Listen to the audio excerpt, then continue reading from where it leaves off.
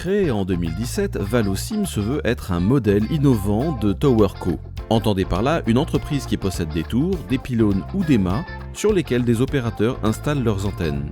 Partenaire du colloque Avenir de la TNT en juin 2021, Valosim a annoncé le lancement de Valocast, une filiale dédiée au broadcast. En créant cet opérateur de diffusion alternatif, le groupe affiche clairement son intention de devenir le 3e diffuseur en France. Nous avons demandé à Frédéric Zimmer, son président, en quoi Valosim est une TowerCo innovante et de préciser ses ambitions en matière de diffusion broadcast. Valosim, on ne connaissait pas Valosim jusqu'à maintenant, on l'a découvert il y a peu de temps, mais vous vendez, vous construisez, vous louez des pylônes, comment ça se passe? Alors en fait Valosim c'est un modèle innovant qui n'existe pas ailleurs.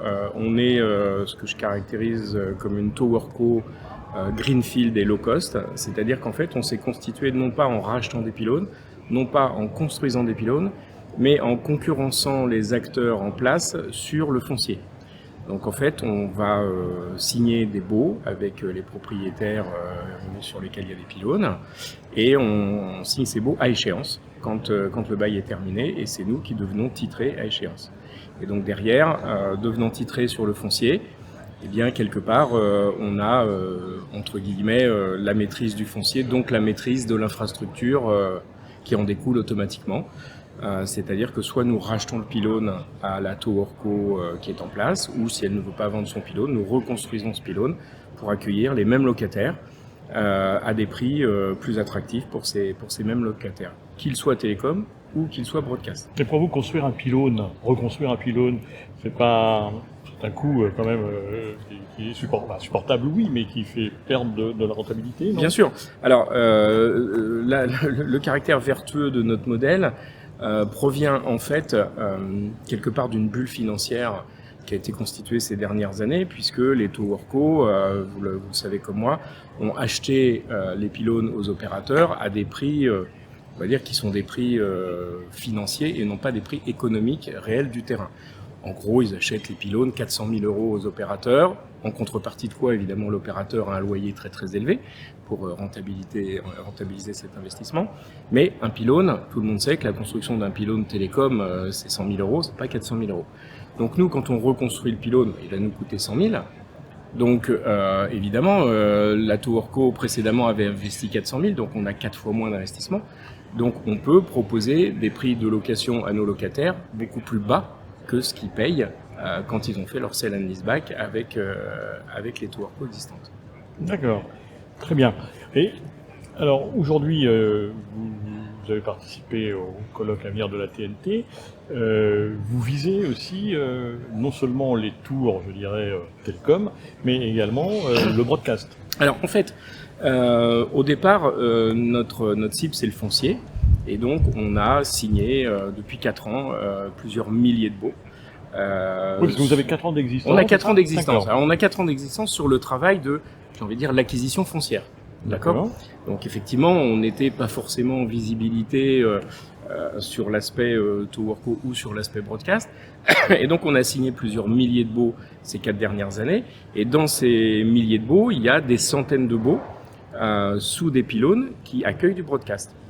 Donc, forcément, on s'est dit, les locataires qui sont sur nos futurs pylônes, puisque ces pylônes, on les reconstruira ou on les rachètera, quand ce sont des clients broadcast, il est normal de pouvoir leur rassurer une prestation globale. C'est-à-dire pas simplement l'hébergement des équipements sur le pylône, mais aussi la diffusion, puisque en broadcast, il faut être diffuseur. On ne peut pas être un pur hébergeur. Donc, pour la partie TowerCo Télécom, on est un pur hébergeur comme le sont les TowerCo classiques. Et quand il y a du broadcast, eh bien, on s'est dit il faut qu'on assure ce service global aux MUX et aux radios, puisque ce soit radio ou télévision, c'est pareil. Et donc, nous avons lancé notre filiale de diffusion pour assurer la prestation globale pour nos futurs clients. D'accord, donc le broadcast, c'est une activité que vous souhaitez développer. Tout à fait, tout à fait. Donc on a lancé officiellement il y a quelques mois notre filiale broadcast. Donc c'est une filiale de Valosim qui s'appelle Valocast. On a déposé le nom, les statuts, etc. Et donc effectivement, nous allons devenir le 3e diffuseur. Alors avec une stratégie pour concurrencer les acteurs existants, non pas comme Towercast concurrence TDF en répliquant des sites à côté des sites de TDF. Nous, c'est pas notre cœur de stratégie. Nous, en fait, nous prenons la main sur les fonciers, sous les pylônes des acteurs en place. Et ensuite, nous nous mettons à leur place pour assurer le business de diffuseur. D'accord. Et aujourd'hui, vous avez combien de sites, si c'est pas Alors, de secret? Reste confidentiel. On a plusieurs milliers de sites en global sur le territoire, télécom plus broadcast. Et en broadcast pur, des sites sur lesquels il y a des équipements broadcast, on en a plusieurs centaines. D'accord. Voilà. Et donc tout ça est amené bien sûr à se développer. On a 50 commerciaux en France depuis 4 ans qui vont signer des baux dans tout le territoire avec tout type de propriétaires. Ça peut être des privés, des agriculteurs en zone rurale. Ça peut être aussi des mairies rurales. On fait la même chose aussi sur les terrasses. Bon, là, c'est essentiellement pour la partie télécom. Donc, on va voir les copropriétaires, on va voir les grands comptes, les bailleurs sociaux, et on signe, pareil, des baux à échéance sur les terrasses, comme on le fait sur les pylônes. Voilà, donc on a 50 commerciaux, donc j'ai envie de dire tous les mois, on a des dizaines et des dizaines de sites qui tombent dans notre patrimoine. Alors, c'est un patrimoine qui est à échéance. Donc on va être titré sur certains sites dans 6 mois, dans 1 an, dans 2 ans, dans 3 ans, dans 5 ans. Mais on a la main sur ce patrimoine à terme. Il faut que vous arriviez avant le renouvellement d'un contrat pour faire votre proposition finalement.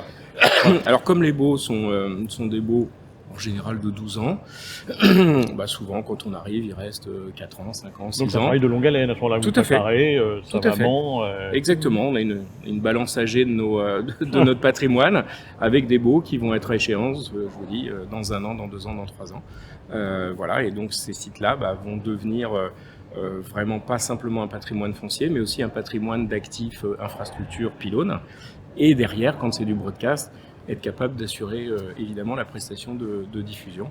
Donc on a certaines personnes dans notre société qui viennent d'anciens diffuseurs, comme Itastim, et donc on a ce savoir-faire et on est en train de se structurer pour assurer ce service-là aux chaînes. Très bien. Voilà. Écoutez, merci Monsieur Zimmer, et finalement on connaît maintenant un peu plus Valosim. Voilà, merci beaucoup. Merci.